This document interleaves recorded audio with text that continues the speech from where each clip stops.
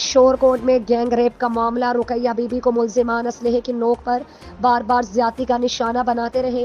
Medical report کے باوجود متاثرہ کو انصاف نہ مل سکا۔ متاثرہ نے وزیر اعظم، وزیر اعلیٰ پنجاب، آئی جی لاہور، آر پی او فیصل آباد، ڈی پی او جنگ، ڈی ایس پی شور کوٹ سے انصاف کی اپیل کی۔ وہاں موجود ہیں ہمارے نمائندہ محمد زاہد سروہی۔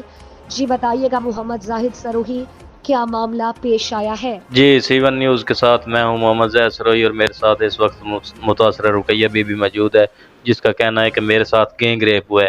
آئیے ان سے بات کرتے ہیں، وہ اس بارے میں کیا کہیں گی۔ جی رقیہ بی بی۔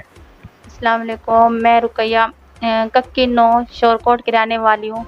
میرے ساتھ زنا کیا ہے، زنا حرامی کیا ہے محمد عمران اور محمد جبار نے۔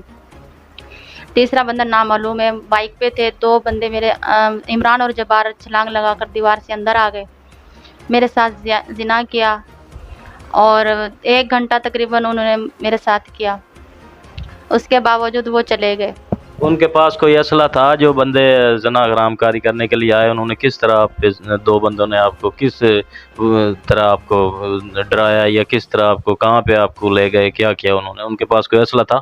جی پسٹل تھا ان کے پاس۔ میں اکیلی تھی سین میں، میرا شوہر فیصل آباد گیا ہوا ہے، اور میرا جو دیور میرے ساتھ اس رات وہ بھی نہیں تھا۔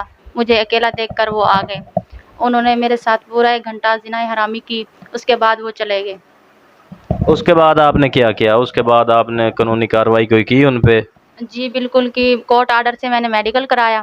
میڈیکل کرانے کے بعد میں تھانے گئی، تھانے تقریباً میں 1 گھنٹہ بیٹھی، اس کے باوجود میں اندر گئی تو مجھے تھانے والوں نے دھکے مار کر باہر نکال دیا۔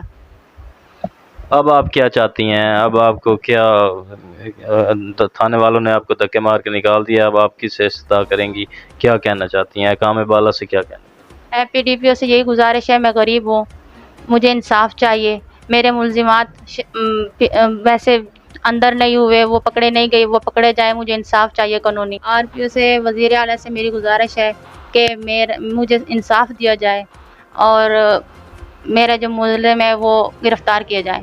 جی رقیہ بی بی کا یہی کہنا تھا کہ وزیر اعلیٰ پنجاب، RPO فیصل آباد اور DPO جہانگیر نے انصاف مہیا کریں۔ بہت شکریہ۔